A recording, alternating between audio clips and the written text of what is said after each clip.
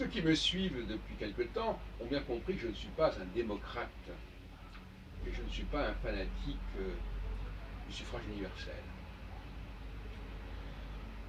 Et en cela, je suis assez proche du point de vue des démocratures, enfin en tout cas du système chinois, d'autres où il y a à la fois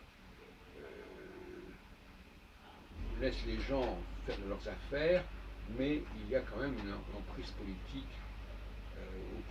au sommet assez puissante, et qui ne dépend pas de l'opinion publique, fort peu. C'est toute l'opposition entre Saturne et Mars en astrologie, au sens où j'entends. C'est-à-dire, d'un côté, un régime qui se perpétue et qui a une certaine gouvernance des choses, qui essaie d'harmoniser et d'équilibrer la diversité même de son empire.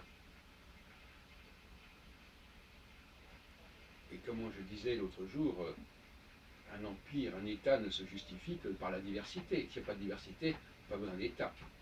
L'État est là pour harmoniser, pour réguler. Donc s'il n'y a rien à réguler, si l'État est d'un seul tenant, si la population est d'un seul tenant, s'il n'y a pas de conquête, s'il n'y a pas d'immigration, s'il n'y a pas de diversité, l'État n'a pas beaucoup de raisons d'être.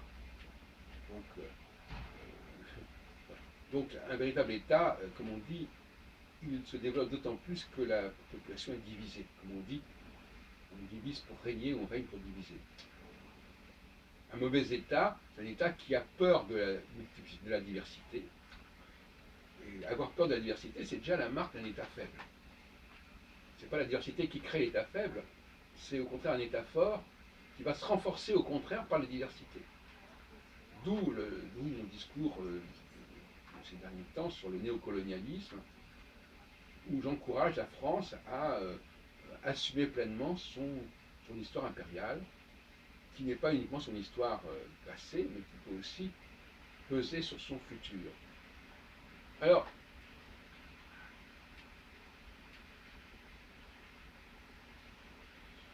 voilà, le pouvoir saturnien est un pouvoir d'une élite, d'une classe dirigeante. Et les gens doivent se décider entre eux. Je crois beaucoup à cette idée qui est propre d'ailleurs à la Ve République au départ, en 1958, le président public est élu par un collège de notables. Et le Premier ministre est élu par les députés de son camp. Là, nous vivons actuellement en France une situation bizarre où le Premier ministre ne représente rien que lui-même, même s'il est issu des rangs des républicains. Ça a été d'ailleurs le cas de Raymond Barre à une époque, sous Giscard. Mais bon, c'est quand même bizarre comme situation. Mais Giscard, au moins, il était à la tête d'un parti qui avait déjà une histoire. Ce n'est pas le cas de Macron. Donc,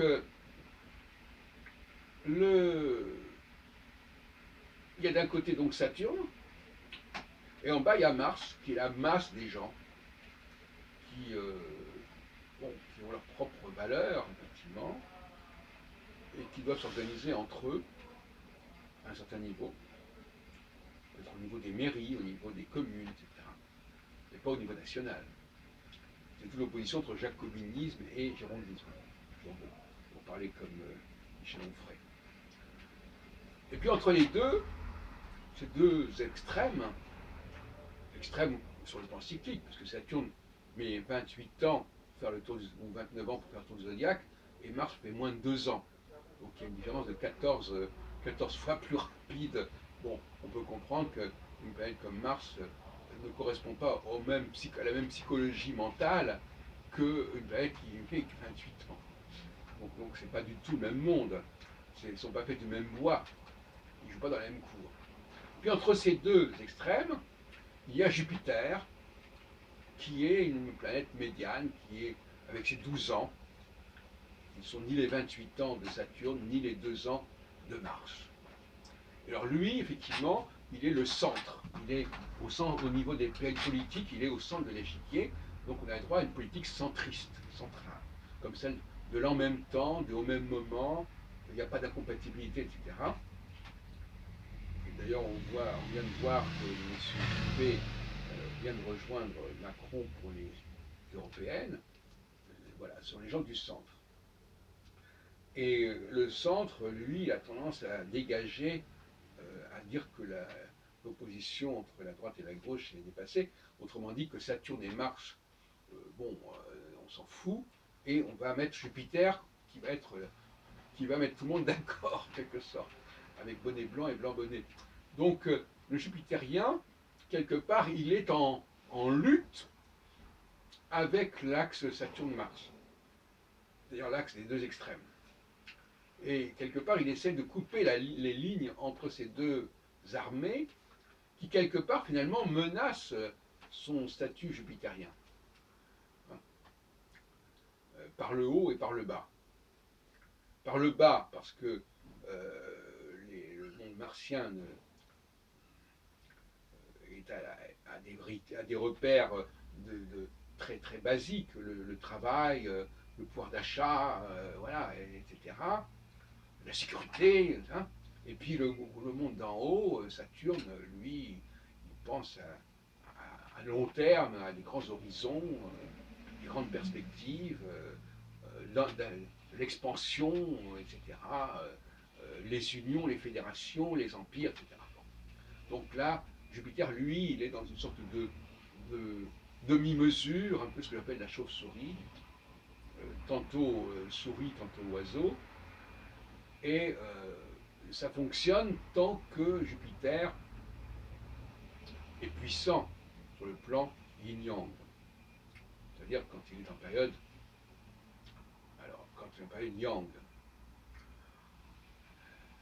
Et là, malheureusement, Jupiter est en train entre en période yin.